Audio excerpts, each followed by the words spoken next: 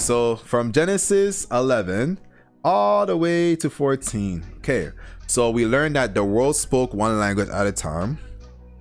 We read about how the people in Babylonia wanted to build a tower, right? Solomon, I did some research about you wondering why they were trying to build a tower, and I guess it was actually what I was saying yesterday. It was about it was about pride.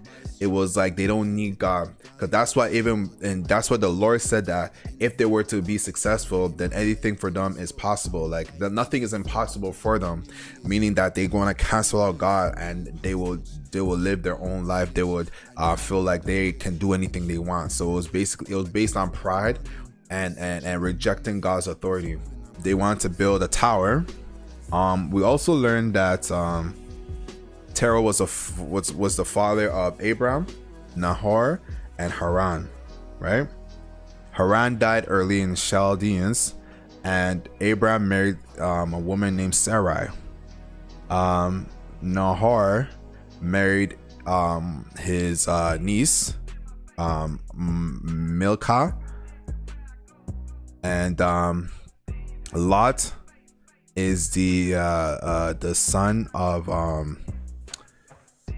Lot is the son of Haran, right?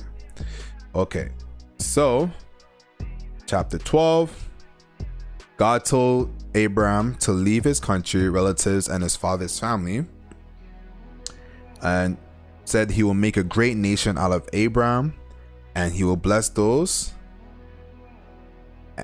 He will bless him, and he will curse those who curse him. All right. Okay. So Abram left Haran at the age of 75 with Sarai, Lot, his livestock, his wealth, and his servants. Right, and they settled in the land of Canaan. That was in chapter 12. Also in chapter 12, Abram and Sarai left. Remember, they left Canaan to go to Egypt, and then Abram told Sarah that that's his sister, and their Pharaoh, the Egyptian officials, told the Pharaoh about Sarah, and then the Pharaoh took Sarah as his spouse. The Lord sent plagues, warnings, and all that, just letting him know that, excuse me, that woman belongs to Abram, even though Abram was operating out of fear, because he said that they will kill him if they find out that you're his Sarah is his wife, you know. So he was operating out of fear, so remember that. Okay, all right, so let's move to let's move to chapter 13. So in Genesis chapter 13, it talks about how Abram and Lot's herdsmen were fighting during conflict. So Abram told Lot he can settle either east or west, you know, and Lot chose the Jordan Valley near Sodom, right? Is it the Jordan Valley? Yes, the Jordan Valley east to them near Sodom, right? And the Lord told Abram that he can basically have this whole land. Verse 14, the 4 kings versus the 5 kings, and the army of the Sodom and Gomorrah captured Lot, right? Kidnapped Lot and his possessions, servants, and other captives, right? And then one of Lot's servants escaped and brought the news to Abram, and Abram heard of it, trained 318 of his men, chapter 14, to pursue the army of Kedorlaomer.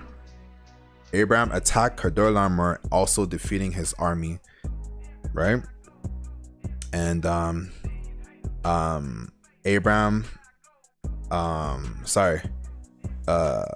Kedorlaomer asked Abram if he can release his people but keep his possessions, but Abram negotiated that, hey, instead of, I don't want any of your possessions, because I don't want you to think that you made me, I don't want people to think that you made me rich. I'm already a wealthy man, but give a share of my possessions will go to my relatives, right?